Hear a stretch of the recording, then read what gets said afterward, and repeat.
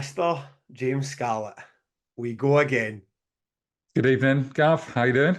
I'm good, mate. I'm good, mate. This will be out on the 29th of August, which will be exactly 6 months from the first episode, February the 29th, when we released the Dillinger Gamble or Dillinger Escape Gamble. So happy 6 months, big man. Happy six Thanks, mate. months. Cheers. We did it. Well, we haven't got to the year yet, but we've. That feels nice, doesn't it? Feels good. It does. So is this pod 33? So aye, that's we've never missed a Thursday yet. Had a couple of wee bonus episodes and a few Q&As. So it's been a solid run. It's been a solid run. Yeah, man. And we're both in civilization now as well. Look at us in our houses. When was the last time we did a podcast where we're Do, both in our do, houses? It do feels not like about 4 months ago. do not curse this. Then when the Wi-Fi just about to Here go. goes the Wi-Fi. And also, I mean, let's just let the listeners in on all the secrets. You've got a few days in London planned, followed by I've got a trip to Spain with my friends planned, and now we're panicking on how we're going to get next week's episode out.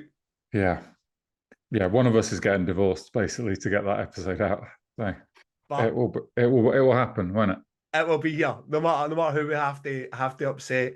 It will definitely be here. So I haven't really spoken to you since we left each other in a drunken state on the final day of ArcTanGent. So fill me and the listeners in. How did that? Well, let's start with the breakdown and how it all panned out after everyone left the field, and then we'll go back into the festival itself. Breakdown was great, actually. I mean, the thing for me is I get through the whole festival on adrenaline, really. So there is no such thing as a hangover. There's no such thing as being tired. I'm just like on and I can go. And as soon as I get to that Sunday, all of that sort of drains out of me, and you wake up like an absolute mess. So half of Sunday, nobody saw me. I emerged at about 1 p.m. and breakdown was already well in progress. Like half the tents had gone, more or less all the punters had gone home. Rob and Si and everyone were out there packing the field down. So I was like sort of walking around hanging my head in shame, as I tend to do on the Sundays after our festivals. But yeah, it went great. We had a brilliant team. Sometimes you get you're short on numbers. At Trees this year, we're short on numbers for breakdown, but ATG, we were mob-handed with people that have done it before. It's a really nice group of people having a fun time. So weirdly boring for a podcast that ArcTanGent just seems to has gone really well this year. It's just You deserved it after because I mean the big thing with Trees, I mean, is we not have enough folk. It was just to stay at the site behind the scenes as well, yeah, to try and get through in the weather. I'm right in thinking the weather hit ease again on breakdown yeah, as well. absolutely it did. And we were I mean, I've got a video that I could show you of like there was 7 lorries facing off against each other in 3 different directions on a single track road and there wasn't a bit of grass that they could drive on because it was all mud. Yeah. So we had that Trees, and that was just a bit mad. But yeah, ATG was just really good. We really, by Tuesday afternoon, we were pretty much done. I left the site about lunchtime Wednesday, and I was one of the last ones there. So yeah. And how was the site? It looked very clean from where I left, and I wasn't in the general camping bit, but it seemed from what I saw people post online, it was like this is an example of how nice you can leave a field. Yeah, well, I've just been looking at Reading Festival, just finished today, and I was just looking at the pictures of their campsite, and it's just total carnage. And I remember I used to go to Reading a lot, and it was everyone leaves their tents, everyone leaves everything. Yeah. Whereas ATG is super clean. I mean, the mad thing is we only had 6 or 8 litter pickers, but they are so hard working that they kept that entire site clean for the whole weekend. I mean, the public that come and buy a ticket are brilliant at picking up their litter, but the stuff that happens in the stages and in and around the stages is all that litter picking team. And they're so great. You'll see, I think I might have said this to you before, but you'll see a band finish, and if you hang around for like 1 minute after the band's finished, they just come in, swoop, and they just pick up all the cups, all the litter, and then they move on to the next stage. So yeah, it was great. Breakdown was great, nice and smooth. And the farm, well, I said to Andy, the farmer, like, it looks pretty good this year compared to last year. You still get like through the busiest areas, the grass is a different color. Yeah. But it's not like the color of meter thick mud, Yeah. like it normally is. With You know, cups trampled into the middle of it, and you know, yeah, aye. Well, listen to us. Look at us. We're an eco podcast now too. we are, Rico. The two big festivals at the way, and we're just that's it. The fun times are over, guys. Let's talk about the site cleanup. So enough of that jazz. Let's talk about the good times. ArcTanGent. So when we were on stage together, which we can discuss in a minute, because that was its own completely surreal experience. Yeah. So the last time we were only halfway through when we were talking about how good Julie Christmas was and Amun Ra. So what about the rest of your weekend? Yeah, I mean, really great. I saw, I've written it down here. How many? I saw 84 bands. So, which is, I think, my record ever at like either festival. This is the 26th festival that I've ever run, and 84 bands is That's pretty impressive. good, right? It's pretty good. Um, You're a machine. You're an actual machine. so it was like it was a bit of a contrast to trees, because I think I said to you about trees. I at trees, instead of running around, although I still saw more than 50 bands, but I watched a lot of like full sets. Like I would watch all of Don Broco, all of Frank Turner. Whereas at ArcTanGent this year, like I said to you when we did the podcast, I did like Armin Ra, Textures, and Toki Horror, who were all clashing. So you don't get the same experience then. No. That was more like me as an organizer being like, I need to see all three of these bands to see how busy it is, and to just like I spent so long booking them, I want to see them all. Yeah. But you And you're don't. clashing them as well, aren't you? Because then you know you walk into that tent and Textures is completely empty, but Amun Raz is over full, and you're a bit like, shit, I kind of fucked up that clash. Where you get Yeah, that whole, you can get well, you're like, well, this has worked out quite well. All three tents are busy. exactly. And the fact that they were all full was just like, yes, I got this right. And even something as totally left field as Toki Horror has still got like 1,000, 1,500 people watching them. So yeah, that felt good. And yeah, so I jumped around a lot. I did a lot of like, and that's why when I think about my best sets of the festival, I think Wednesday is most of them are on Wednesday, because I watched every single minute of music on Wednesday. Like I didn't jump around. I just watched the band, the whole band. And it was nice to just stand with like you and Paul and Rob and Cy and like Ollie and Shifty and like all my mates basically, and just Yeah. watch bands. It's just like that was more like Wednesday was more like me being a punter, whereas Yeah. the rest of the festival was me being a festival organizer and just running from band to band. Yeah, Um, unfortunately, Wednesday was most like me being a punter too. Just fucking rolled back the years I, a d- bit too far for my liking. I don't think we adequately quite covered the you losing your phone, you losing your phone, and then losing Paul's phone as well. But it's Yeah, quite hard to explain that story. giving away Paul's phone. You know what? I was in I mean, I cursed that Wednesday for the rest of the weekend because, as I said, it's a sneaky wee fucker. You do go in there thinking one stage, plenty of time to catch up with your mates, plenty of time just to bed yourself into the festival. Next thing you know, you're fucking crowd surfing and so watching my far and running a bit mosh pits and like this was not on the schedule for today at No, all. But you're right as well because the problem or the good thing about the Wednesdays, you can totally immerse yourself in the music because you're no shit, 10 minutes. We really want to catch that bit of Mogwai. We need to go across there. And I'm quite want to catch it. I want to see a bit of Talkie Horror, which I did. So you're not always pulling yourself between different parts of the festival. Say, right, okay, yeah, what we got next? A bit, so you're just kind of there, and the next thing you know, and that's my problem with music. Is because once it gets you, once it catches on you, next thing you know, you're over a barrier, and there was no discussion to be had. So, the Wednesday was. But then Thursday I was like, shit, James, fucking, I think I might have broken myself in the warm up day. yeah. It was pretty punchy. I'd love to have it. It would have been great to have had a tracker on us on that Wednesday, because we were right in the crowd for a lot of it, for a lot of the bands. And like often I'm in the crowd a lot, but not often down the front, and I sometimes watch from the side. But like until we from afar, we were just in there, weren't we? And Yeah, Bossk was in there, and LLNN, I was in there. I mean, I thought that Wednesday was great. I really, really electric. A couple of other bands that I wanted to mention from the rest of the weekend. This is a bit boring, but I thought Mogwai and Meshuggah served up just like an absolute masterclass in how do you headline a festival. Like Meshuggah they're boringly the same every time in a way, but yeah, it's so brilliant. I mean, they have actually changed their show. I thought the lights this time were better than last time, and I just thought wow, you could bring anyone to see this, Yeah. even though it's so horrible and heavy. Anyone would be impressed by this.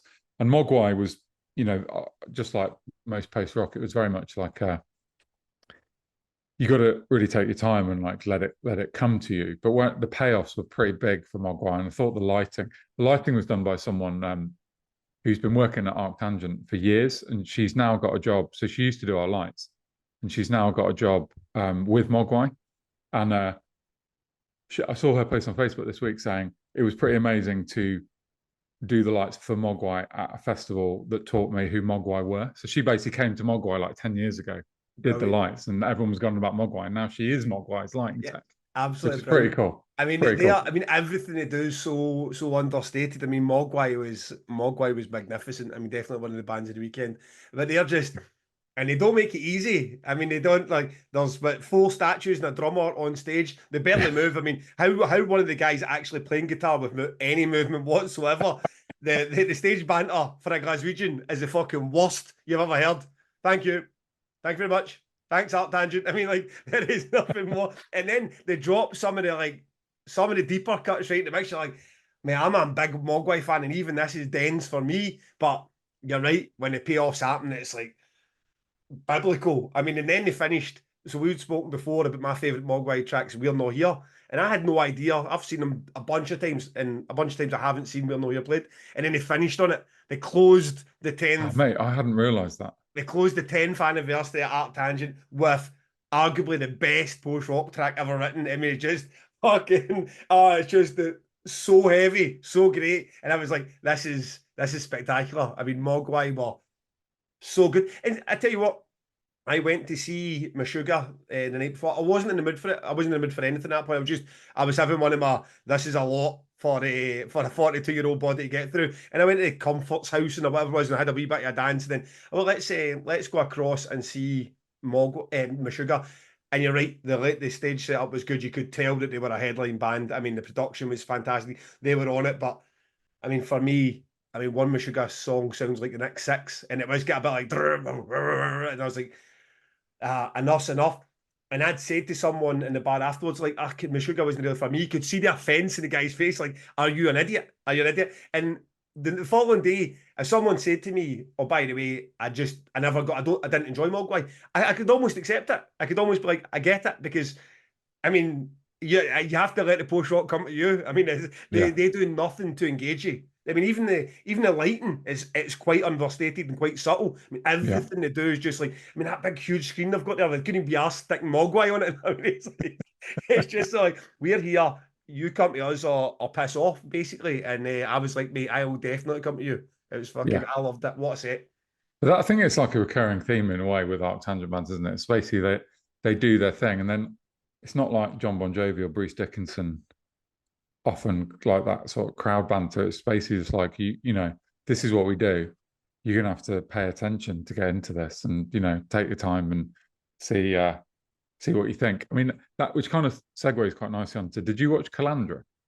No, no. So they're like, I mean, I don't even know what you call that. It's like neo folk or something. I mean, honestly, I have no idea what I was watching, but they were like they stuck out like a sore thumb on the lineup. They didn't sound like any of the other bands, and they were absolutely brilliant. I was like, oh my god, this is amazing. Yeah, they looked like a band that could end up being massive. She is really captivating front person. I think, is it a Hayden band? Yeah, it's a Hayden band. I Yeah, so if you think didn't watch it, he's listening. Yeah, I mean, of course, but I think I caught them at Hellfest. Unless I've mixed that band up, it was but the front woman's a singer's a woman. Yeah, Yeah, I think I caught that band early at Hellfest, and they were excellent. I forgot, but the same band. yeah. I mean, honestly, I've no idea how to. It's so far out of my wheelhouse in terms of describing the genre, but I really enjoyed it. It was like a real surprise for me. And in terms of like, because I'm saying I'm watching two songs and moving, having a chat, two songs, moving, having a chat, and the whole weekend's like that. So it all merges a bit. I was just a minute ago, I was just flicking through the Clash Finder trying to get my memory going again, and I was like, oh yeah, Calandra, fucking, they were great, really good, Yeah, and the yeah. crowd I loved mean, them as well. what one or a couple that really caught me out. For I guess you know what as well, when you've got that much music to get through, and then I had a 6-year-old with me, so I had to like I couldn't just ditch my wife for 4 days. So there was times where bands like A Year and Night were playing that I was desperate to see, but didn't. You know what I mean? I could just hear it in the Yeah. background. There was definitely a lot of bands that I just never get the chance to catch, which is fine. I mean, I knew I wasn't going to just to ditch my child and wife and sit in a corner on that, but there was a few of them, but the ones that I did walk into a tent, it was like, ah, shit, I'm not leaving this. Well, Brickville and Ken Mode.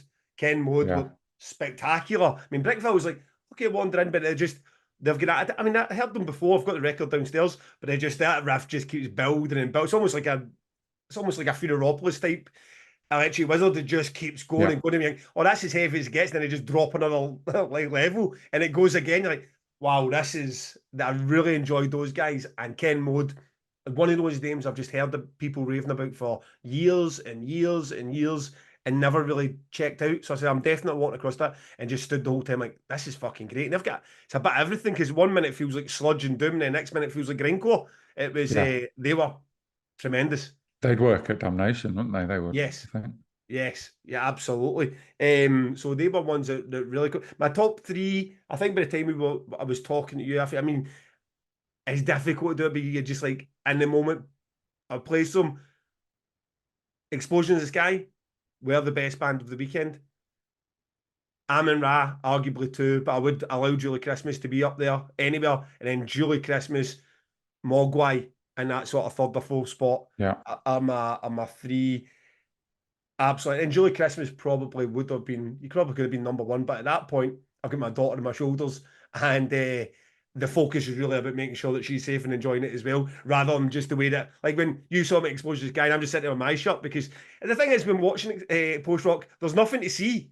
No one's up there. There is nothing to see. It's just like middle-aged guys staring at their shoes. So it's not like you're watching Even with Sugar. There's no production as such to be like, oh my God, this is blowing me away. So you can just kind of get lost in the music, which I often do with post rock. But aye, with Julie Christmas, it was a bit of this is unbelievably good, but at the same time, I am making sure that my daughter doesn't fall off my shoulders at the same time. Yeah. I mean, I can't stop thinking about that Julie Christmas show. It was definitely my favorite thing of the weekend. I mean, probably Wednesday and Julie Christmas was the two things for me that stick out from the weekend. And I don't, when we did the live podcast, I'm not sure if I adequately explained why, and I'm not sure I can. I just am absolutely in awe of what a brilliant performer she is. And one of the things that I don't think I said is that she's got about 3 different types of vocal that she does, right? And when it's on record, you don't realize that she can flick between those, because you can do a lot of clever things in a recording studio, right? But Yeah, she can do it live. She can zip between vocal styles. yeah. It's just unbelievable. And her, like I said, her performance was out of this world. And I actually want to go back and revisit the album now. Now that I've seen it live, because I think it's gonna go to the next level probably for me. And it's so weird because like Julie Christmas, that was a performance of Damnation last year with Julie Christmas, and we spoke afterwards, and you were like, "What are you thinking about Julie Christmas for ArcTanGent next year?" And like, look, James, in all honesty, there's no proof that the ticket sales are there yet because there's no history, there's no sales history, there's no tour. So for the price you're paying, are you going to get a show? 100%. But I can remember saying, Julie Christmas is the kind of band you book to sprinkle the dust on an already incredible lineup. It's like something that you say, people remember they were at ArcTanGent and saw Julie Christmas. Like you would remember you were at Damnation and saw Julie Christmas. And a lot of that at Damnation was people who didn't even know who she was. So they were showing up like Yeah. walking this, what the fuck is this spectacle? This crazed woman with fairy lights coming out her head and dress, doing a show, completely possessed for the whole time she's on stage.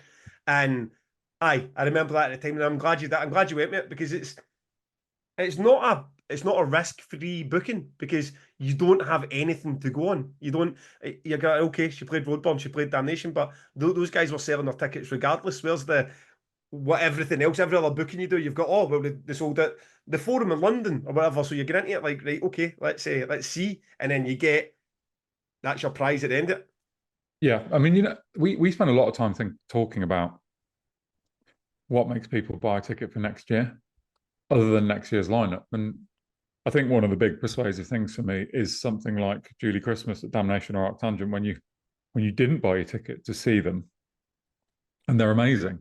And like, those sets, I think I always want to get to the the point where Roadburn was for me 5 years ago or more than 5 years ago when I started going, where I just trusted the Roadburn lineup and I would go every year. Yeah. And that's where I want to be with ArcTanGent. And basically, when you get acts like Julie Christmas playing, it helps you a lot because people are just like, "Fucking hell, what the fuck is this? It's amazing." Do you know what I mean? It doesn't matter if you knew it. Absolutely, absolutely. And then when it all clicks and she is selling at Wembley Stadium, I hope she remembers Damnation and Did ArcTanGent. Hayden get you the vinyl? Oh, and I got the vinyl on it as I was leaving site. How good a weekend was ArcTanGent? Right to the point I was leaving site. He came out his tent. It was across the other side of the field, and chased me down. He said, "Oh, I've got your vinyl." So thank you, Hayden. I appreciate that, mate. Good lad. He also got us a bottle of champagne and an ArcTanGent 10th year birthday cake. So what a guy. What a legend. He gets a lot of shit, but that he does deserve. But it's he is also he's a good guy. He's a good guy. Amazing. Before we start talking about bands, is there any that you missed that you're like, because I did not watch Slift. Right. I didn't watch Slift, who is my second favorite album of the year. I also didn't watch Love Sex Machine. Oh, well, can I interrupt in that moment then? Because I'm going backstage, no backstage, into the VIP area to use the loo. I see you with your brother and some of the crew, and you're kind of in the middle of a sort of half chatting, half talking about what was, and then your wife showing up in sight with, I think, your sister-in-law, and you're kind of in the middle, like, who's going, what's happening here? Like, in the middle, like, James, not only is Hex Vessel playing and you've no shut up about in the podcast, Love Sex Machine are also playing, and you've spoken about how you've upset yourself with clashing both of these, and here you are saying none of them. So how did that pan out? You're right. I'd forgotten what had happened there. Yes, I had to go and collect my wife and my sister-in-law. But I did actually see Hex Vessel. So on the way to get the buggy, I went to see Hex Vessel, but I had to make a choice between them and Love Sex Machine for my final. Like, I'm going to watch one song before I'm late. So yeah, it's annoying. It's like even with 84 bands watched, I'm still left with regrets. I never got my Slift. I never get my Love Sex Machine. And one song of Hex Vessel. Slift is the big one because it's late in the evening. And they had video screens, and you got some production, and I've heard people say it was great. So do you know why? Anyway. Do you know why? Was there something else going on at the time? I honestly can't remember. I do actually, although I like to say I don't run out of steam, I do. It's like if you're just going band for 4 days, the odd time where you're just like, I just can't. Absolutely. But also the odd problem will appear, or I try not to do many press interviews because I'd rather watch bands, but every so often I'll do one. So you just miss stuff. Or you bump into an old friend you haven't seen for years and you feel like an absolute bellend to be like, mate, I'm just going to catch this. I need to catch my 85th band of the weekend. Yeah. But that was that tickled me when I saw, like, shit, I bet you the big man doesn't even realise right now as he's talking to his brother and the crew that he's missing both bands that he was really, really keen to see. So my brother refused to go and pick up his wife, so I went to pick up his wife for him. It's unbelievable. Unbelievable. How talking about, we can't possibly wrap up talk about the bands without mentioning the boys in Bossk. Obviously, we saw the first set were there for the Wednesday. Did you catch the podcast soundtrack and when we were back? Absolutely. I was sad that you and I weren't together when that was happening. I watched it from the sound desk, which is, I don't know if you went on the sound desk at all. I try not to. I didn't go on a single stage at ArcTanGent. I didn't go on a single sound desk. So see when like Marius or production manager, there's stage tourists, people that just kind of wander about and hang about your stages. I am not that guy. I'm not even that guy. I gave you a AAA and you didn't abuse it. Unbelievable. Well, I did. And I watched it from there, which is a wonderful view because you're up high. And they were great. I actually went to speak to them straight after, and they were a bit like, they had a couple of technical issues that no one else fucking knew. Artists. Yeah. So it turns out Damnation still is their favourite ever festival. So it's not ArcTanGent 24, annoyingly. The second set, don't get me wrong, the first set was great. I enjoyed the covers, but the second set lived up to its promise of bangers, and it was one after the other. Bossk, where Aye, Bossk were fantastic. Yeah, I mean, look, they know what they're doing.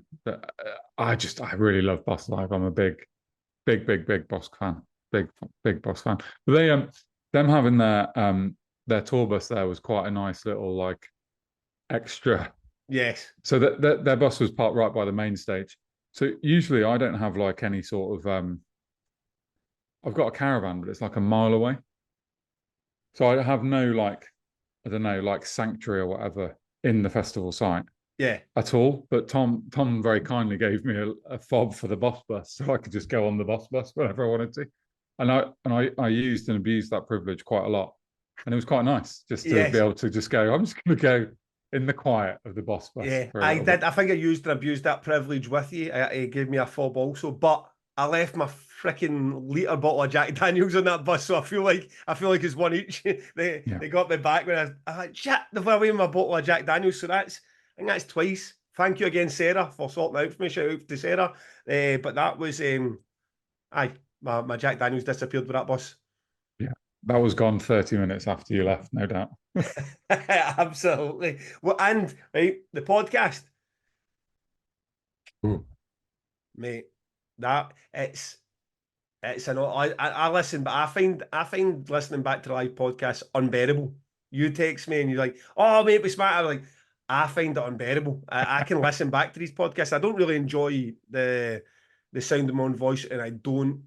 I pick up on all the sentences that I don't finish, and when I can't the other your sentences and the mistakes I make. But the live one, I can hear the tension in my voice. I can, and it also, I think because I'm nervous when I'm up there as well. I just overcompensate with profanity. Now, I like a good swear the next as much as the next guy, but it's just everything's a fucking this and fucking that. Like because I'm just you're too pent up, and I feel like I don't know.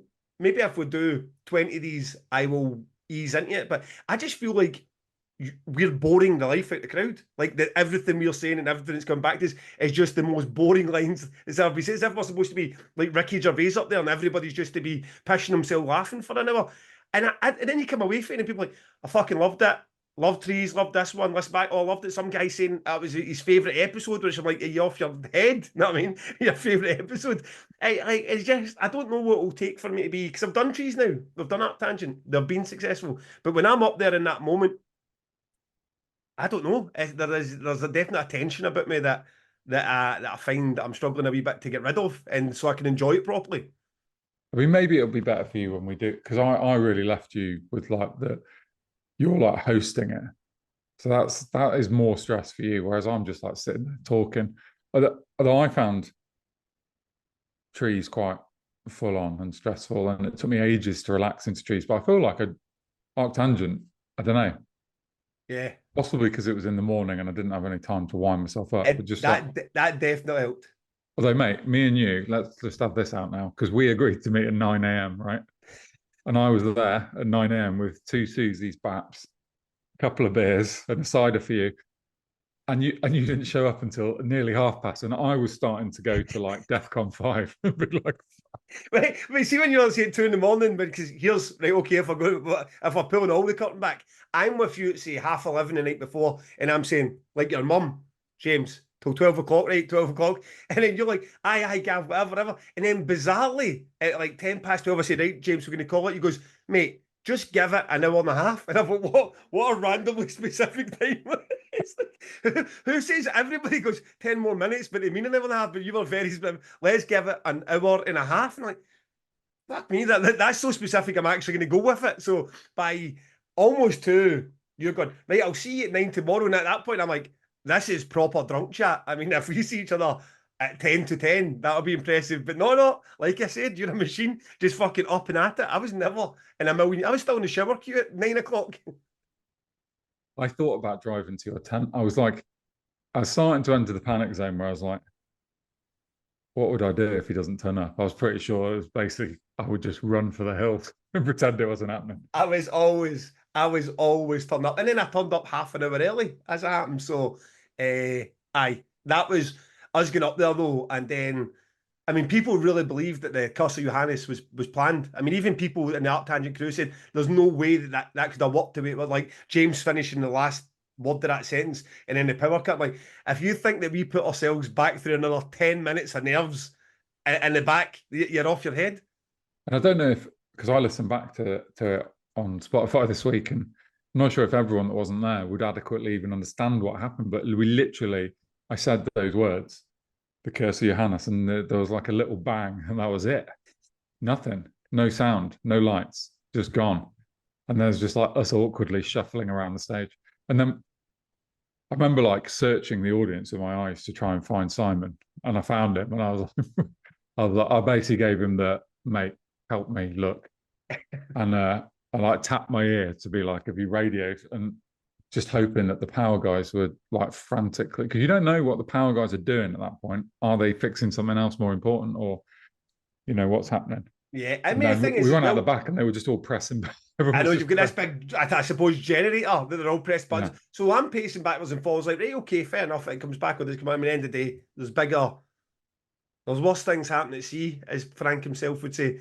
And I'm looking at you like, shit, this is actually James's stage for the entire day. I mean, there's a full run of bands. I mean, what happens if the power completely? I mean, I take it that generator has to be replaced for God knows where. I mean, I No, I was a bit mean, like, no, selfishly, I wasn't worried about anything else other than us getting back on stage, because there are more generators. So, I mean, coming back to the festival costs thing, if you wanted to do the most expensive professional way you can do it is you have two generators side by side and they're both on and they run in parallel. So if one actually drops like it did, the other one would kick in and you'd only get a few seconds of delay.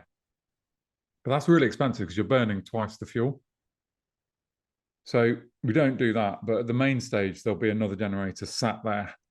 So you could do it within a very short amount of time. You could switch it on and you'd be good to go. right, But at right, that stage where we were, there was nothing, was there? There was one generator there. So I'm saying to Simon, do we need to get another generator? In full knowledge of that is not a quick fix.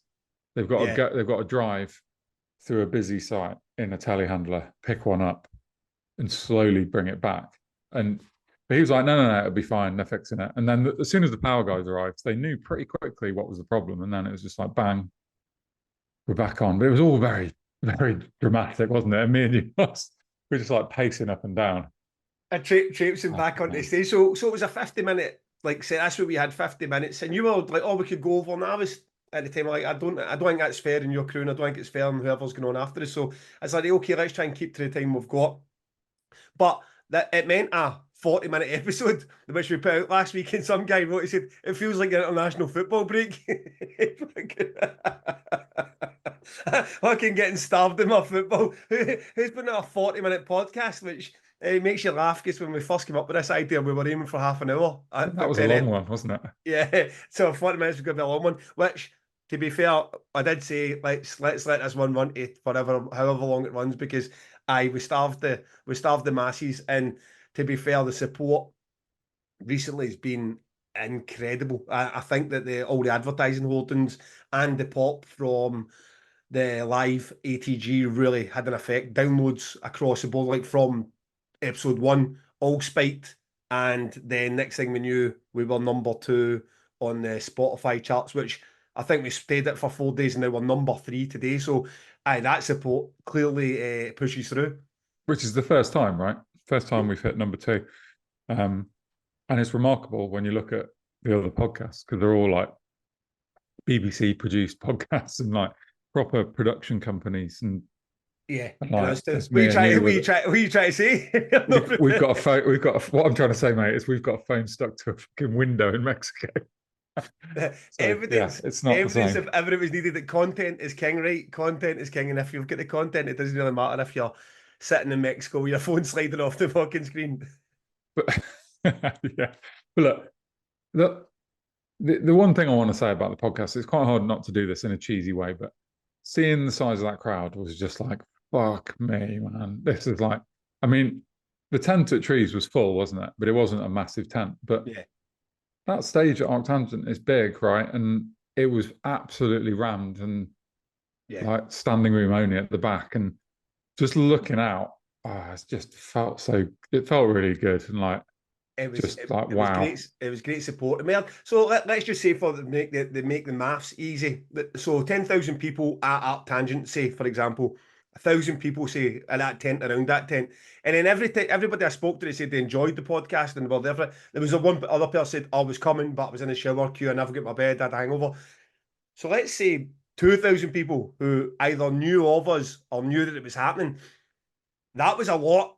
That was a lot, wasn't it? And it felt like that walking about that festival. It did feel like a fifth of that site either knew you directly or knew of you. And it was like, I think there's a question about it later. And it was quite intense in that moment when you're going out, especially that, as I say, I was joking about it at the time, but that is the first time my wife's even listened to Promoters One Pod. I've got my 6-year-old daughter in the front row shouting abuse at me. And you're like, it was quite intense. Yeah. But great. I mean, being around the site was intense. I saw you, but that fun was it the Wednesday, and it was and I just came into the site, and you're like, I've been stopped a lot, Gavin. It's like, mate, I told you even before episode 1 happened. As soon as you put your face out there, there's like a lot of people that are heavily invested in cheese and ArcTanGent who would like to tell you you're doing a good job. I guarantee it. Well, I don't often get a chance to hang out with the other organisers at both festivals, or you're like passing ships in the night almost. But me and Si were just stood outside the Yokai stage on Wednesday, and we're just having a catch up and being like, "Oh, this is going really well. We're having a beer, and this is nice? Look how busy it is." And people kept coming up, and I had to keep saying, "This is Simon, also organises the festival," and he's like, he thought it was funny. He's basically like, it must be shit being the famous one, because like Si doesn't get enough credit. Like Si is equally as important to ArcTanGent as I am. Like he really is, 100%.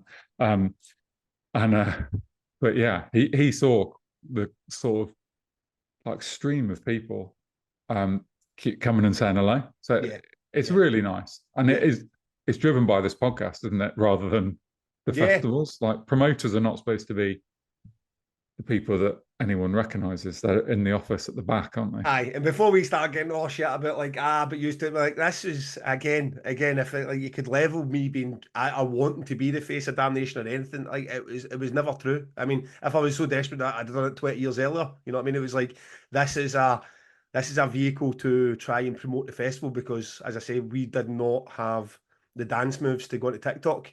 So it was a bit like this is Damnation Versus has worked quite pretty well. I thought this format might work well with you. And it obviously has with people's support. So thank you so much for that. Yeah, it feels just super. So nice. So that is a lot of positivity, but I do have some gripes, James. I do have some gripes. Feedback. You got some feedback?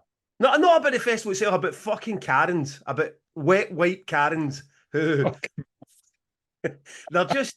This is I think you do very well at staying out of the noise. And sometimes when I even bring the noise to you, they're like, people are mad. People are mad. I'm too close to it. And when I'm not close to it, like if I'm not on the Bloodstock forum, I'm not that active in the ArcTanGent forum now, people take screenshots and send me it because they know what I'm like on the Damnation forum. And since the pandemic, it's definitely got worse. People just complaining about fucking everything. This horrible new trend that's starting now at festivals where people just feel comfortable taking a photograph of strangers in front of them and posting it onto the internet and slagging them off.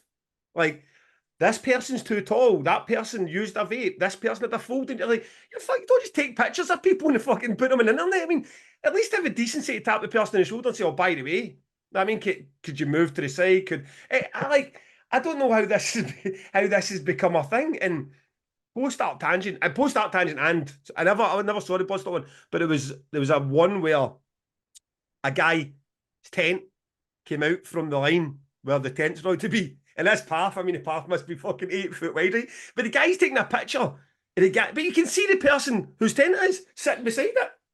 And he's taking a picture and goes, look at the state of this knob, can't even keep between the lines. Like, fuck me, man. Do you know how much a dick you need to be? How much a dick you need to be to take a picture of someone without their permission in a field enjoying themselves and posting it to shame them about where their tent went? At least have the decency to go up and, if it really annoys you that much, say to the guy, oh mate, look at the state of your tent. I mean, I doubt he's going to attack you. I mean, it's not like a fucking Street Fighter. So, aye.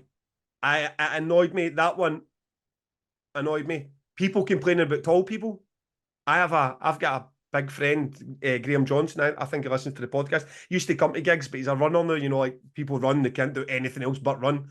And he's tall. He's only 6'4", and he used to get like people say quite openly, tall people should go to the back. Like tall people shouldn't stand in front of me. And he's like, "Fuck you! I never chose to be tall. I was there, like I never took pills to get this tall. I'm a 6'4" guy, and I want to go and see Biffy Clyro, and I want to stand at front because I fucking love Biffy Clyro. And you would get that often at gigs, people saying you're in my way and move to the side. Like you're just being tall. I mean, you don't have the right to take a picture of somebody back of their head and moan about them because they're fucking tall. No, well, I was watching Creeper with my wife at Trees, and there was a big gap. So I went and stood in it, and I got like fucking tapped on the shoulder. And the guy was like, "We can't see." Like, fucking hell, mate. There's fucking like 4,000 people in this tent. Are you fucking kidding me? I'm just trying to find a hole where I can stand. And you don't own the space, mate. You don't own this space. I moved actually just to stand in front of a different person. I know. Oh, right, you know what? I'll block someone else. I'm sorry for being tall. In fact, so all my gigs and all my festival experiences for the rest of the time need to be against the back wall of the venue or the back. Like, and what happens? The guy that's tapping me on the shoulder, he happens to be a couple of inches taller than the person behind him. Does he have to move? And where does it stop? You know what I mean? It's like this sense of entitlement that people have got. It's like, that's a good point. The next time someone does that to me, I'm going to look who's behind him and then just move that person back. It's just so fucking bonkers. And like this was years ago that my friend had said to me that, oh, actually, he's tall, you should move. And I think almost like, that's a common decent thing to do. Like, but there is no space to go to unless you're on the roof of the adjoining building that you're not going to be in front of somebody. And I'm sorry for being tall. I didn't do this deliberately. It's just the way I am. You know what I mean? So there's a lot of that. And I'm not saying if you're complaining about people putting up folding chairs, slap bang in the middle of the tent, then I'm with you. Right? I've been the guy who's slammed into the back of far too many chairs at dart festivals. You know what I mean? I went flying through a chair in the dark during a band that there's no way you could have seen it in a million years with the person sat next to it. It's worse when it's I've seen it like, I mean, like ArcTanGent, Damnation, Bloodstock. I mean, you have genuinely decent crowds where people aren't that aggressive and all. I seen it happen at Leeds where people just get trampled and they're like, well, fuck you. I mean, it's like at Leeds and Reading, they're not giving a shit about your welfare. You're daft enough to go and sit down in the middle of Blink 182 with 60,000 people in about you, and that song finishes and people are leaving, you're getting trampled. So I don't know what the common sense or what the thinking is of taking, but again, I'm not going to complain about it. I mean, I'm not going to take a picture of somebody in a chair and send it to the promoter or like shame them. And the same, listen, I've got asthma. People vaping in the, I mean, I've never smoked. People vaping or smoking in the tents. I don't enjoy it, but fuck, I'm just not taking a picture of the person and posting it on the internet. I'm just not. Wait, are you aware people are taking pictures of you and posting them? But is that no more like, here's that daft clown in the mosh pit? Or, you know, I mean, I don't. Yeah. Look, Gav's out and about. I mean, I haven't seen a few. I haven't seen them. The most infamous one was the one I was crowd surfing to Conjurer 2 years ago, and Ed Gamble's protecting Connor from the. Have you seen this picture? It's a fucking work of art, man. It's like a Renaissance painting. You should get that framed, really. And I'm coming over, but I don't know that's a gamble, obviously, but I've spotted Connor, and I'm like, oh shit, I'm going to land in the middle of this guy in the middle of whatever riff he's playing. I'm trying to desperately, so my face is like, fucking Ed Gamble's protecting with a Harriet shirt. He's playing the riff now. So I'm aware that sometimes you'll get the odd video or a picture, but they're not done with any malice. I mean, people aren't doing that to shame me. It's like, especially when you get the pictures, like there's 7 faces in it, and they're complaining about one person. But the other 6 people doing? The other 6 people aren't vaping or sitting in chairs. So I'm a bit. I've got to be in my bonnet about this whole new. Like people complaining about quite minor things, but actually what they're doing to me is much more egregious. I mean, to like taking people don't want their face on the fucking internet. No, I mean, just like, especially when they're getting shamed for it. I feel like this isn't going to be the end of this. No. You've now stood up and challenged the ArcTanGent or some of the ATG audience. And I'm doing that across the board, and also see this post anonymously onto forums that things now. If I see that on Damnation, and it's not because public interest that someone being violent and you're scared for them. If you're just doing that because you want to have a dig, it's getting blocked. It's getting deleted. Because I'm now seeing groups turning into Twitter because people can just think they can just post anonymously and shitting people left, right, and centre. So there's another thing I'm making a stand against. If you start going to damnation forum, start post anonymously, pish, it's getting deleted. So Mate, it feels like there's a whole episode here somewhere. and should I even get started? Should I even get started? Someone posted, and she better not have been talking with my daughter, but someone posted that the girls who were blowing bubbles in her direction for 10 minutes were annoying and it wasn't cool. Now, I want to say from the bottom of my heart, if you're talking about my daughter, fuck you, right? My daughter, I mean, how can we have conversations about trying to have girls and women in music and being part of this? And I bring my 6-year-old daughter to a festival and she's on my shoulders for 10 minutes and she's been called annoying. I mean, fuck. I had the lucky to never take a picture of my daughter and put it on the fucking internet saying that. I'm going to give her the benefit of the doubt that she wasn't talking with my daughter and Eloise, but if you were, Jesus Christ, get a grip of your life. If a 6-year-old blowing bubbles in your direction is what's pissed you off, for fuck's sake. If anyone's wondering if Gav is actually pissed off, if you're not watching on YouTube, then I think he is. It's too much, James. We have to draw a fucking line somewhere, man. And we have to draw a line somewhere. I mean, but no one's got a more vested interest in safe space for like I'm taking my daughters to these things. My wife is coming with me, but some of this stuff is just getting out of control. And when you've got other women slagging off children for blowing bubbles, you're like, usually there's worse things happening. I mean, come on, for fuck's sake. So anyway, my gripe's done. That's Yeah, my that was quite enjoyable. I didn't see it coming. I saw the episode plan, but I wasn't quite sure what was maybe I'll have happening. a wee segment, a wee old man Gavin moaning about something at the end of every Yes, pod. I like that.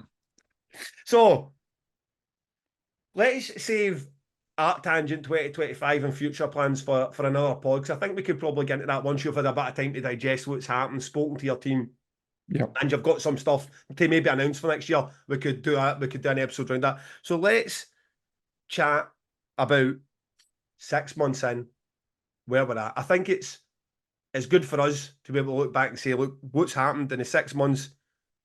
We have achieved 1.5, so 1,500 Facebook followers, 1,300 Instagram followers, almost at 2,000 YouTube subs, which is a bit of a surprise. 450 reviews of Spotify, and almost 500 saves in it on the record. So that's all fantastic. But where do we want to dream big? Come on, by a year in, James, where do we want those numbers to be? It needs to be more than double, surely, because that first 6 months, you have to go more than that. Well, look, I mean, it is looking like it will be more than double by then. I mean, look, I care if people are listening and watching, and they are, and that's going up every month. And frankly, I know it's boring that we keep going on about it, but like the fact that we're number 2 in the charts is just mad. Like all the music podcasts I listen to are not in those charts. The podcasts I love, they're not in those charts. So, fucking yeah. I don't know I went to a barbecue yesterday at a friend's house, and they were all none of them are like, they're not rockers really, but most of them listen to the podcast, and they were like asking me about it. They were like, so how many people are listening, and what's your plans, and like what's it like? And I'm just like, this, it's just mad. Like, it's mad. Like Gav had an idea like 7 months ago, If it would be and Christmas night, just after Christmas. and I didn't want to do it, and now we're doing it, and now I'm like, I'm fucking all over it now. I love it, and I'm like, I'm enthusiastic. No matter if we have to record for Spain or London, Gav, next week's episode is coming. Yeah. And I think about it a lot, and it's just great. And I don't know. Yeah. I think we'd still be enjoying it if there was 100 people listening, probably. But the fact that everyone's all over it and people are buying into it and really love it is fucking great.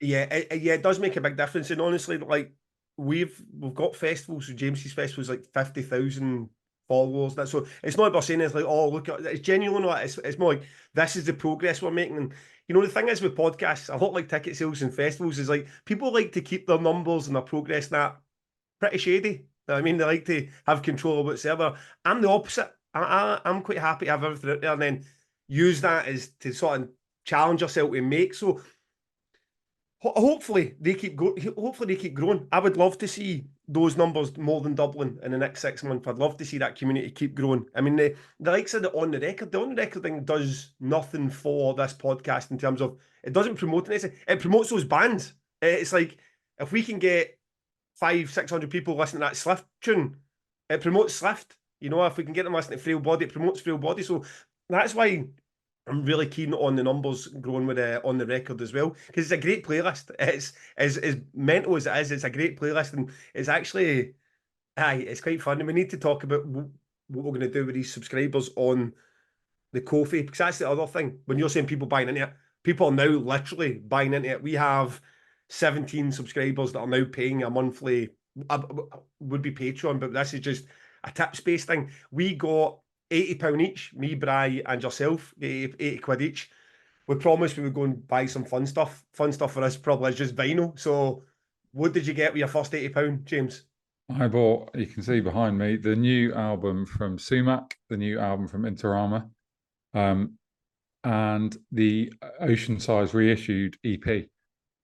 So yeah, I'm like basically whenever I get disposable income, I'll buy a vinyl. Although I wouldn't want people to think that, because basically it would be nice if this podcast actually ended up being a thing that we could like, I don't know, pay our mortgages with and stuff. That would be really cool. It's not like every time you give us money, we'll go out and frivolously buy vinyl. Although I secretly probably will.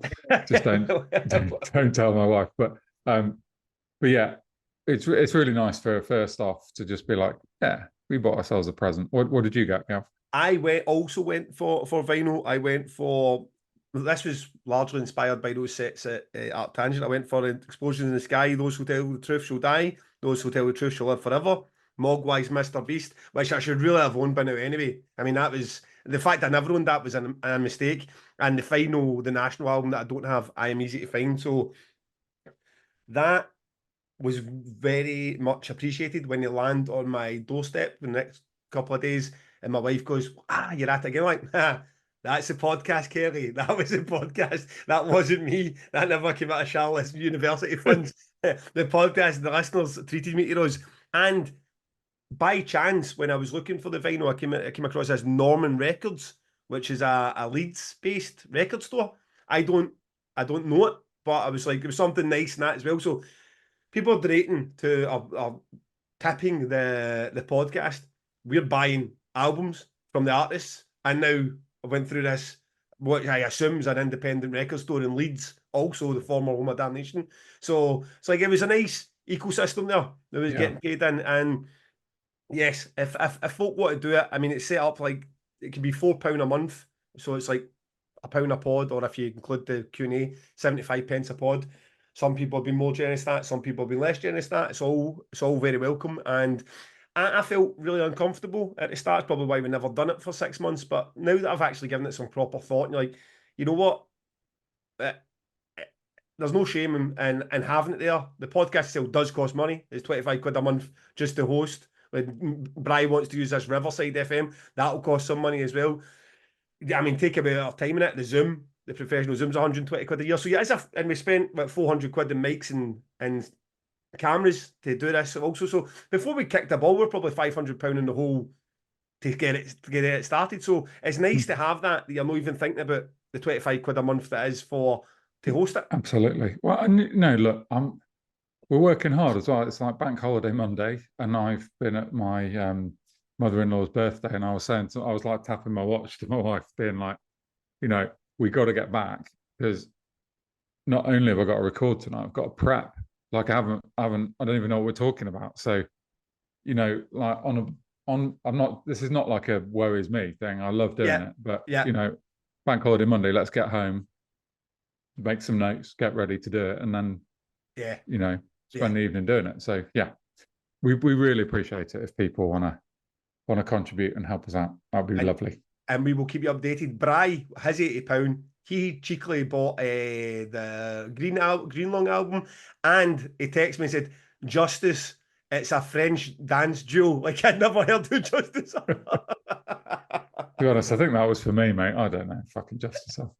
So that was Aye, even Bryson in the final action, he did go to Leeds. He said the Lego store was closed. He genuinely did say the Lego store was closed. So he followed our lead and he got himself some vinyl. Any money that comes in after fees will be split 3 ways, every penny. So me, James, and Bry will try and buy something fun that we weren't otherwise going to buy. So last time on that, thank you very much.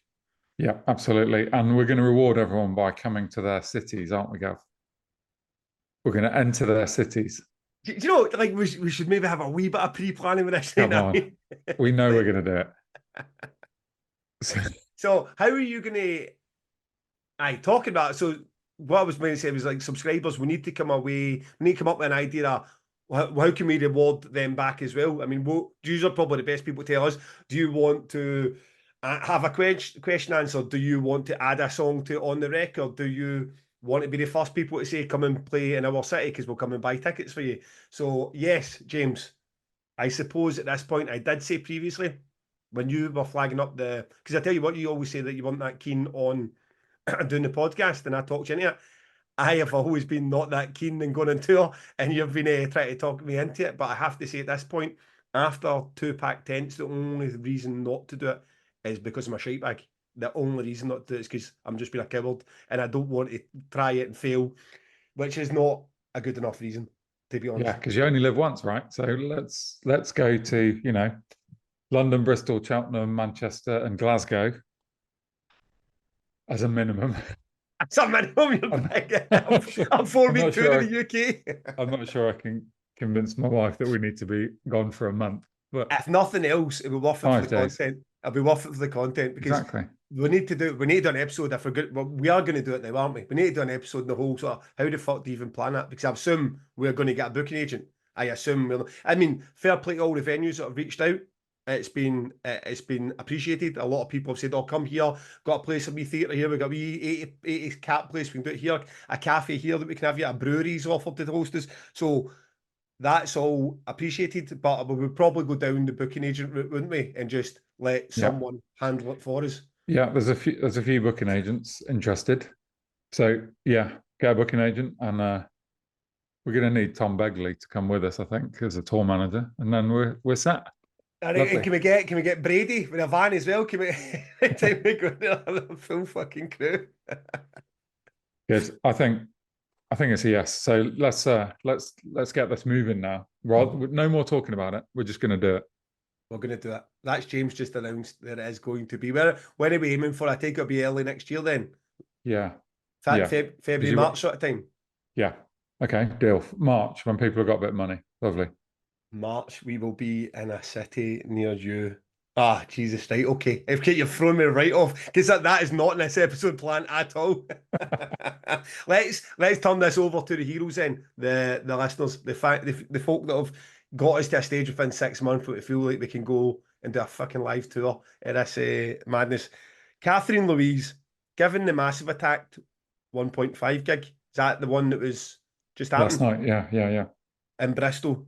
I spotted James in attendance, but didn't want to be weird about it. There you go. Are you both aware, do you monitor the carbon footprint of your festivals? How difficult, expensive is it to implement the type of technologies and changes to gigs showcased? And would you consider making them to your festivals? I mean, this is largely for you. I mean, yeah. I'm in an industrial state, to be honest. So on you go. So I did go to that gig yesterday. I took my son with me. So I didn't actually see Massive Attack because it was time to leave, he decided. But I did see Lankum. This isn't what the question was about, but fuck me, Lankum were great, and they are definitely an ATG band.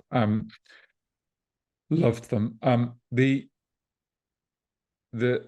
sort of green element to that event was incredible. So I sent a video while I was there to the trees organisers of this like massive, it's got solar panels on the top, and then underneath it is this big, like, I don't know what you call it, like a power bank. And I was talking to one of the contractors, and every time someone needs power, the way they were explaining it to me is you basically radio saying our power's getting low, and they bring you some like bank of power, yeah, like a battery, yeah. So they bring you a power bank over, and they were running all the food traders, all the lighting, and this massive stage with pretty impressive production video screens and stuff, all off renewable energy. So it's amazing, remarkable. I think my answer to it is like, would we do this? Of course we would. I mean, I read like a thing on the BBC which said we may well look back in 10 to 20 years time at this one event that I was at yesterday and be like, that was like the turning point in events becoming like properly carbon neutral and green. There's, if I'm completely honest, there's no way I think they're very brave to do that. There's absolutely no way I'm going to be a pioneer because it's hugely risky. If it goes wrong, you've got no power, have you? If you No. get it wrong, there's like, you could be like in a situation where it's like, oh, we've got enough to power these 3 stages, but no food on the other 2 stages. Turn them all off. So you have to get it right, don't you? It's Yeah. not like you can get it half right. You have to nail it. So I'm going to let everyone else make the mistakes and get it right. And then once it's an industry norm, we'll be all over it, just like everyone else. So I think Yeah. it's amazing. And the cost will hopefully come down with the technology being more available. Yeah, and I have no idea what their costs were, but it sounded like they were planning it for 5 years by the sounds of it. So fair play. The promoters called Team Love. Fair play to them and fair play to Massive Attack because it from everything I saw, this power ran seamlessly. So pretty impressive. The recycling was great. There was a person by every bin telling you which bin to put your litter in. Like me and Kit had we had some churros and you've got like paper towels, a sort of cardboard tray, and a bit of food waste. And he's like going, that goes in there, that goes in there. So it's like everything's been super green and super well thought through. Yeah. And no meat, or I mean, everywhere was vegan, which is a pretty bold move, I think, even in 2024. Yeah. I ate ice cream and churros. Yeah. I mean, But so because I'm a bit of an old man heathen when it comes to wanting to have a burger with actual meat in it, yeah. which I know some people will hate me for, but yeah, it's pretty bold. Like Shambhala Festival, whereas there's like a meat-free site, and it does reduce the carbon footprint a lot. Yeah. But Yeah. But I mean, we're not going in that direction anytime soon, and either of my festivals, I don't think. yeah, I mean, definitely battery power the whole lot. But I don't like I don't like you must eat vegan food as much as I wouldn't like anyone saying you must eat meat or I mean, you're taking away the choice for somebody else. It doesn't sit well with me. And I know that's not a popular answer with some folk, but it's the way that I feel about it. You're So not, as this podcast has shown, you're not here for the popular answers always, are you? As the Karens, as you called them, have found fucking out. wet white Karens, man. Jesus Christ! And back to our bubbles. Hey, the most like that. All that sounds fantastic, but you missed Teardrop. You missed Massive Attack playing Teardrop. You know what? Look, I've been away all summer, and I basically said to my wife, "We'll get a babysitter and we'll go to Massive Attack." And I couldn't find a babysitter, so I was like, "Okay, I'm going to take Kit, and when he wants to leave, Relief. no, in the knowledge that I'm not going to see Massive Attack, you stay." You So know, for once, I took one for the team, and you were a hero because I tell you what, who didn't take any for the team at ArcTanGent? Me. My wife my wife loves Explosion in the Sky and Mogwai. I mean, we walked in she walked in the aisle to Mogwai and she held both from the tent as I was in the tent. wow. But hey, come on, she knows what she married. She knows She what looked like she was having a very nice time every time I saw her. So, yeah, yep, she yeah. had a great time. She asked me to pass on her thanks for both herself and Charlotte. They did have a good time. It was a great festival. The weather holding it for us certainly helped too. But aye, it's a challenge. But just to quickly hark back to Art Tangent then. So I'm booking next year in my head Massive Attack, Wardruna, and Godspeed You Black Emperor for the 3 headliners. That's a shout. I mean, you Yeah. laughed off my Massive Attack suggestion for trees. Fair enough, I'm accepting that now. I never quite get the gist of trees. Massive Attack would definitely work at Tangent unless they're too big. Well, do you know how many tickets they sold yesterday? Many. 35,000. Okay, they're too big. I was like, because it was the people who run our bars told me that because when the promoter tells you 35,000, you think, yeah, Aye, whatever. 20. But the bar people know the number because they've got to cater to that many people. Yeah. 35,000. I was like, wow. Because So they're like an O2 Academy size band, like they're academy level when they do their tours. They don't do arenas. I know that I'm aware of anyway. So mate, 35,000 is unreal. and maybe it's because it's Bristol and they haven't been around for a while. I think it was their first show in quite a long time. But honestly, when I was leaving, we left at about 6. It was like walking out against a wave of people, and we walked for about a mile and a half, and it was still a wave of people coming.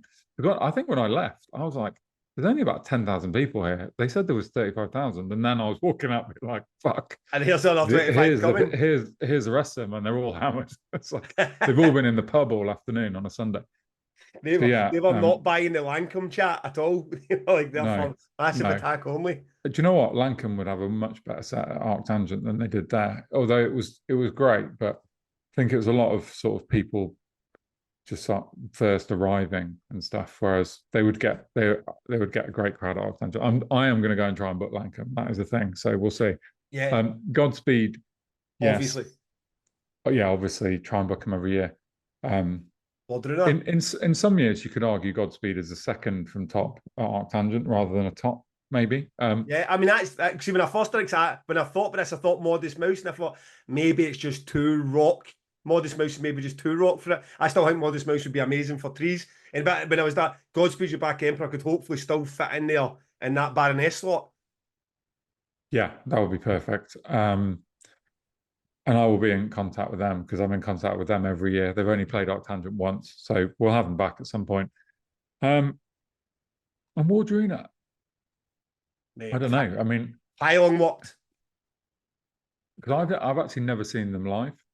They don't have the same pop as Hylung in terms of I mean it is more I say on the nose, that sort of Nordic history, but it's still. I mean, I don't know. Do you ever bump into Highland fan that says they don't like Wardruna or vice versa? I mean, for a spell, they were the big band of the two. When Highland were Yeah. they were the ones that were playing like the Armadillo and the sort of small arenas. So don't get me wrong. I mean, they'll be fucking expensive, but except they're like headline like the second stage at Hellfest. I mean, they're big. Okay. Yeah. So, but at the same time, I mean, what are your opportunities in the UK? I mean, it's one of those ones. What's the market there for you? Is there many ArcTanGents out there that would book them? Likely not. So you're a bit like, aye, that's another one. Like, I think it would just go down as well as a Highlung booking. It's that so left field. It's doesn't sound like anything, not adjacent to anything other than Highlung, and it's another great set. I think it's a good chat. And what you said recently about what is an ArcTanGent band, I mean, after Spiritualized, I'm watching Lancome going, fucking yeah, there is no such thing as an ArcTanGent band. Like, I think they just did 1 minute of Drone. They're in, you know. It's like, I mean, have you ever heard Lancome? No, I've heard the name, but I haven't heard them. This is going to be the shittest explanation ever. But if you went into a bar in Dublin and found like a really great band playing the sort of music you'd expect to hear in a bar in Dublin, and then you took them and you were like, right, we don't want you to play that. We want you to play something that sounds a bit like that, but add in drone and progression and weirdness and make all those songs 8 minutes long and then come back to us. That's what they are. That's your band. Like, they're all seated playing like ancient instruments. And it's like, and they're brilliant, brilliant vocals, brilliant harmonies, brilliant musicians. And it's basically what my mum would probably call fiddle-dee-dee music in a Dublin bar. Yeah. But they're like weird as fuck. Get drunk. So, they sound like you tick all your boxes. Kit must have been sitting there going, come on to fuck dad. That was when we left. I got 4 songs out of him. Enough's enough, man. You're better just listening to your record in your own room. Yeah. Okay, next question. Adam Robertshaw says, as your working relationship and friendship with each other has gotten closer over the last few months of making the podcast, how much of an influence do you think that has had on each of your festivals? For example, are there band recommendations or tips on the logistics side of running your events that you wouldn't have discussed with each other had you not been doing the podcast? It's nice that he's noticed that we're closer friends in the 6 months. I like that.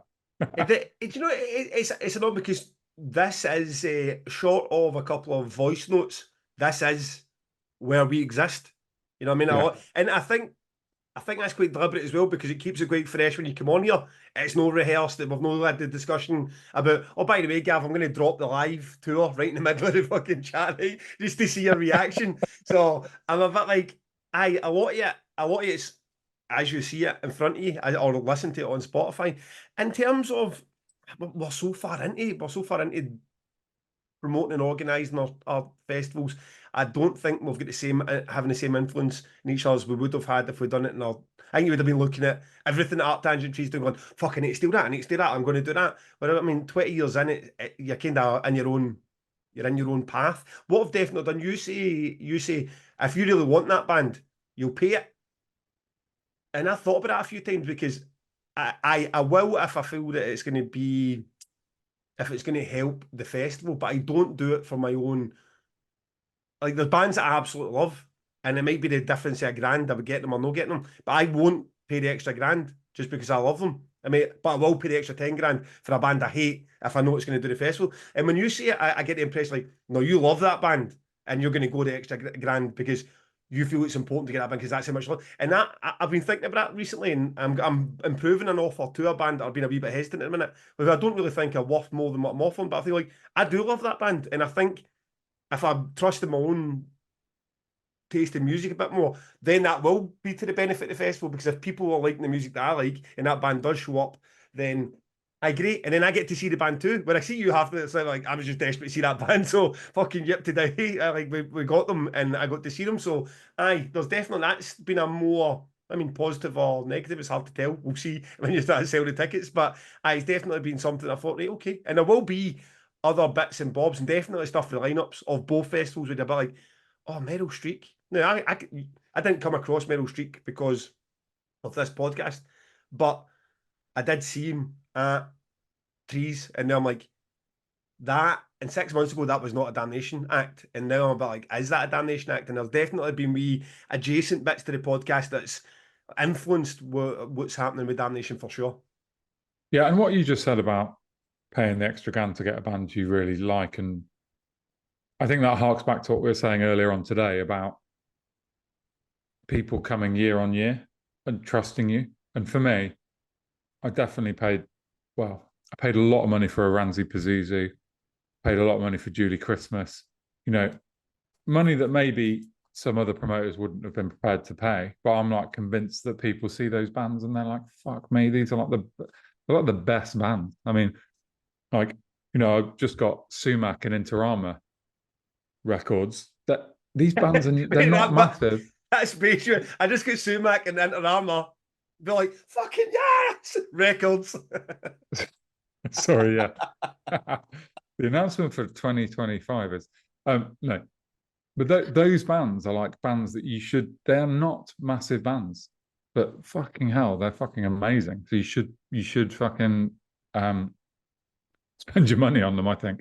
And like going back to the question, I think it's still quite early days. I think we're still working it out. I'm sure there's loads that we can like learn from each other and stuff. And like Gav says, most of what we talk about, you hear on the podcast. Like we communicate via WhatsApp a lot and voice notes and stuff. We don't talk a lot on the phone. We have a great time. We had a great time at Trees and a great time at ArcTanGent, chatting crap to each other. But yeah, we'll I don't know. I think my most interesting chat with Gav is like about bands and what bands in the sort of heavy world that he's had that would work at ArcTanGent, like the Sun's Journey Through the Night being a good example. And we'll continue to have those conversations, I think. And, you know, maybe, absolutely. I don't know if you saw any, I'm putting you on the spot here, but I don't know if you saw anything this year at ArcTanGent that you thought maybe some Ken smaller Mode. bands that would work. Ken Mode, yeah. I mean, Ken Mode's a perfect example. And there was, there was definitely other stuff as well. You're like, oh shit, that's a lot heavier live than it was presented to me in vinyl or on Spotify. You're like, shit, you can see. It's, you know, some of the bands are like, there's no way in a million years you would get a mosh pit to this, and you walk out of tent and people losing their fucking mind. You're like, some things just translate completely different in a live setting. And that's definitely, but that's for all festivals, obviously, when you can get that, you can see that anywhere. But aye, absolutely. And aye, it's been good. Don't I get emotional about it, James, but it's been good. Greg, Greg Blakely, pretty obvious question. How much did you both enjoy's a weird word, the recognition from punters now that you're more visible from the pod? Did it force you to talk too much during bands, and did it become too much after a while where you might have wanted a bit of solitude for a bit? Um, I mean, we kind of talked about this a bit earlier on. I, I'll be honest and say that I do really love it, although at times you don't necessarily want to have a conversation. I got it way more ATG people coming and saying hello than I did at 2000 Trees, and it's great. I mean, like at the end of the day, we spend most of our year sat on a fucking laptops on our own, right? I don't even work in an office with my colleagues. I'm at home, so it's really nice, and people never interrupt you during a band, never ever. So that would be the only annoying thing, and no one ever talks to you during a band. It's always afterwards, um, and it's remarkable. I mean, my wife was at ArcTanGent for a day. I think she was quite surprised by people. And there was she was quite I don't know, surprised and annoyed by the number of people coming and chatting to me because she just, I'm just like the guy she lives with, right?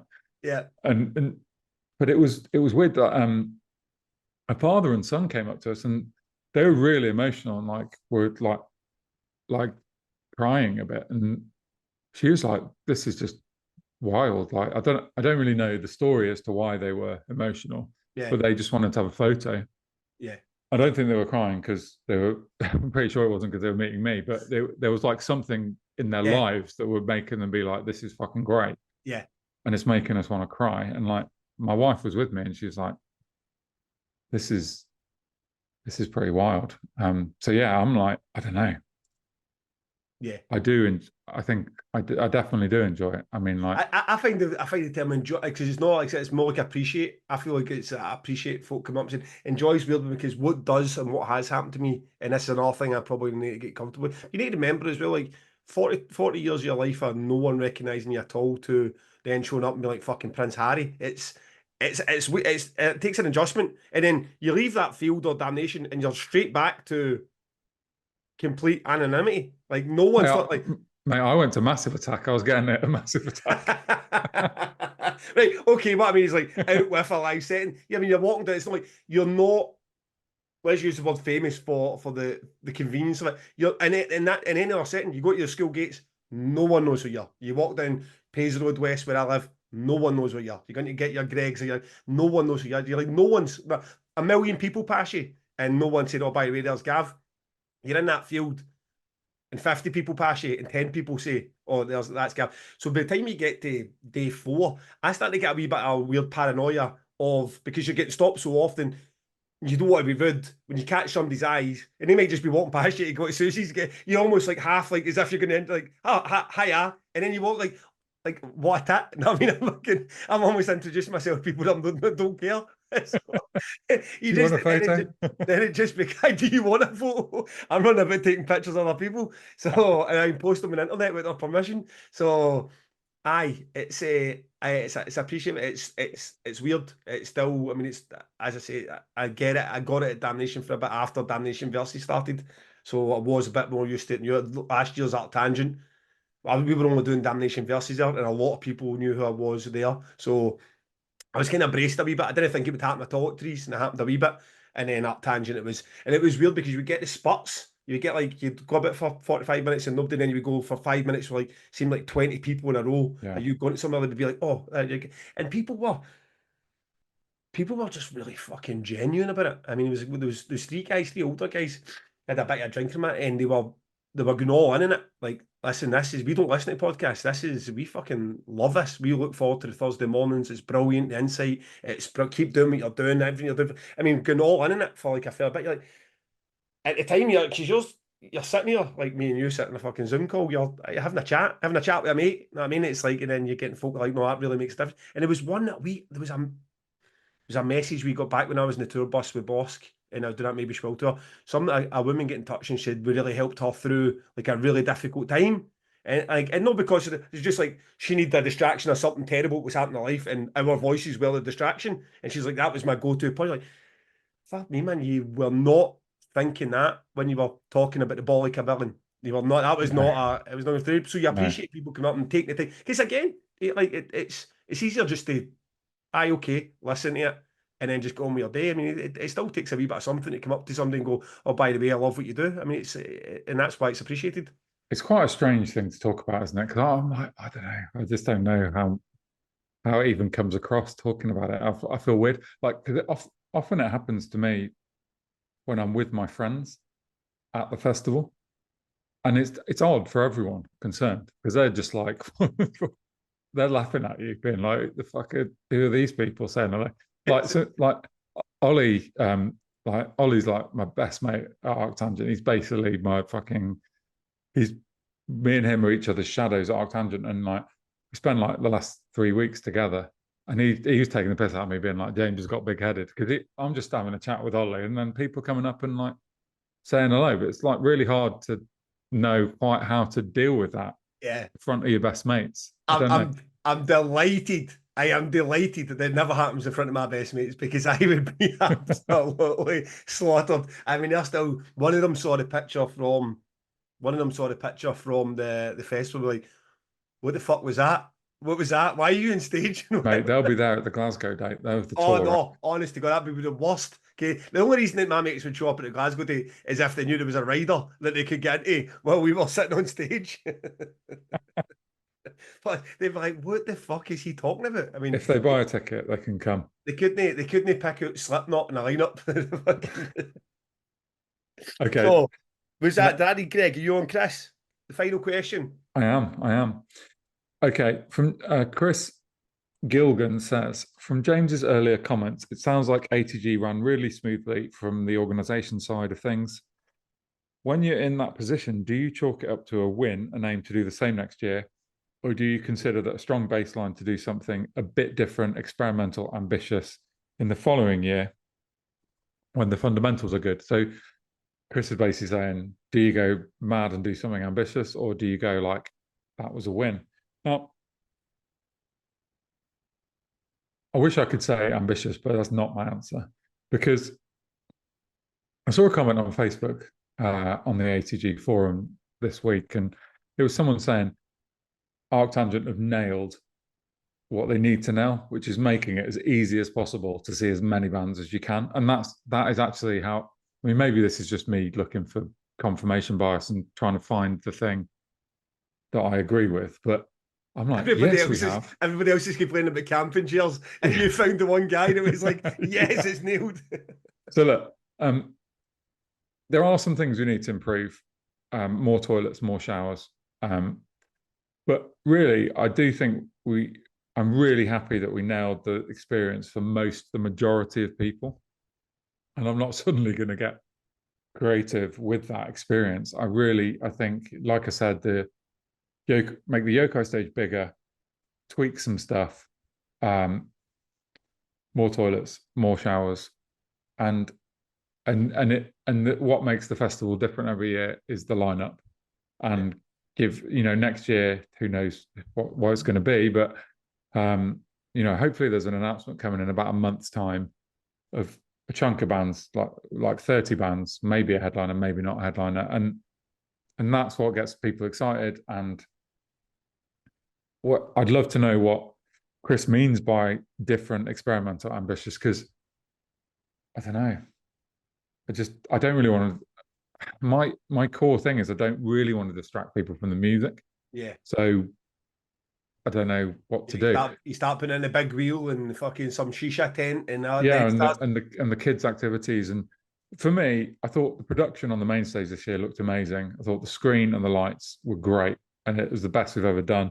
And I would like to sort of filter that down through the festival. So if we can afford it, I would like to improve that on each stage. And anyone that goes to ArcTanGent can see that not the sound, but the lighting gets less impressive as you go down the stages. And I would like to spend more money on that and make it look more impressive. So Yeah. that would be my thing. But yeah, I don't see any reasons to try and be clever. I think people mostly really like ArcTanGent. So Yeah, yeah. I mean, do it again. you never asked me, Chris, but I mean, in similar to James' answer, is that Damnation doesn't do exhibitions, artist talks, master classes. Not because we couldn't, or because we don't have it, like we do have a space we can, but just the focus needs to be on the bands and then the production around the bands. And we do have very good and very expensive production and do have the video walls and all screens and all the stages. But we've got the other bits to nail, the outside space, what we're doing with that, more seating, more food vendors, how to fit them in that space, how to use that space better than we use it currently. So, aye, it's when you get a good year, then I mean, last year, for example, that was a great. Okay, never sold as many as one, but it was a year of successfully putting a plan together and everybody walking away from going, "Oh, I had a fucking great time over the 2 days there." So, aye, try to build on that, but again, it wouldn't be, as he's saying, experimental, ambitious. That we are not. We're on the same mindset of that. That the star of the show is the bands. It's as nice as other wee bits and bobs, the Star Wars bar in there. They're nice wee added touches if you want a seat. There's a different place to get a pint, but that's kind of as far as you're going to go with Damnation. We're no, there's not going to Yeah. be dodgems outside or some fucking some sort of sideshow that's going to take you away from where you're supposed to be, which is in front of the bands. Yeah, agreed. Absolutely. Big Lou's Brews. He today restocked his ArcTanGent sauce, which sold out on a Wednesday, much like the two promoters won Pod Towels, sold it the Wednesday before the actual main event of the festival could get started. So I saw him post earlier, which was good timing, Lou. Thanks for that. The ArcTanGent sauce is back up running. They're never huge batches of these. I mean, he's a one-man operation. So if you want one of those sauces before they go, grab it. It's lovely. Coincidentally, I had that tangent sauce tonight with fajitas. It's lovely. It's very, very good. And much like all sauces. So pod 15, loosebrews.co.uk, loosebrews.co.uk, both take you to the same place. Go and get your that'll never not be funny. Go and get your sauces. Support the big man because he supports us. Yeah. He is a fucking legend, and I ate his sauce this morning. Yeah, tangent sauce, very good, very good. It is very good. The on the record, James. Let's round that. I think we've gone for a fair distance. This has been an enjoyable wee chat, sir. Mate, this is good. Yeah, because people were complaining about how short the last one was. We've given them a long one. This is an extra. I'm going Lankum. Okay. The song "Go Dig My Grave." 8 minutes of brilliance. I just described what they sounded like a minute ago. There is something wonderful about the fact that this song's been listened to 2.4 million times on Spotify, and it is fucking strange music, really. A strange combination of I'm looking styles. forward to hearing that. I'm looking Yeah. forward to hearing that. Your man, Tom, who I think's a lifelong friend of yours, the guy who set up the Tidal. Yep. He So is. bumped into him at Tangent. He was not happy with your lack of a song choice for, because I think he goes to set up the Tidal before I've even got to the Spotify. So he's Yeah. like, James has left us hanging. So we both appreciate the fact that you've given us a song this time. Yeah, but I do it for him to piss him off sometimes. I just intentionally don't give him a song. Also, I think just him even looking at Spotify makes him, like if you, I don't know, like a witch gets wet or gets sunlight, Yeah. they like melt. If Tom opens Spotify, it's like that. So he's like, it's Tidal and he cannot open Spotify to find He to find out he never what. told me about his displeasure or dislike No, he hates Spotify. I hate Spotify. So he wants to hear it on here, put it on Tidal, and not look at Spotify. Well, there you go. Well, Tom, for you, I'm going to go with Thou, and I'm going to go with Narcissist. The Narcissist Prayer. I've changed my mind at the last thing. I was going to go with I Feel Nothing When You Cry, but I think the opening track is Narcissist Prayer. Whatever the opening track is. Thou are what sludge should be. They sound like crocodile gumbo. Like you're in the kitchen, you're making yourself some crocodile gumbo, and that's what they sound like. The soundtrack I for have that. no idea what you're talking about. Okay. Yeah, Louisiana sludge, swampy goodness. I like they've got that whole. You can tell the whole crowbar and down.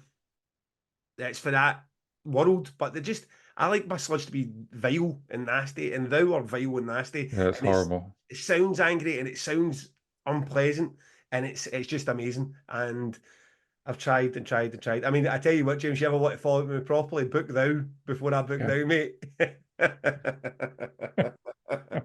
So, aye, that is an absolute peach, and it'll be added to I'll add the Spotify, Tom, you deal with Tidal. And I keep forgetting the name of the poor guy who helps us with the Apple. I will remember that for the next podcast. That's appreciated too. So when I'm saying actually 500 people follow that playlist, it's probably closer to 1,000 by the time you go across the different platforms that I don't update.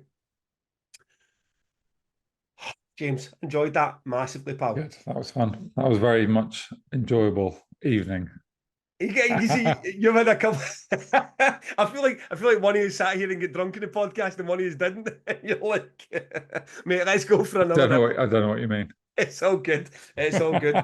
It was a pleasure. Please, please bear in mind that we need to get an episode out for next week. Yeah.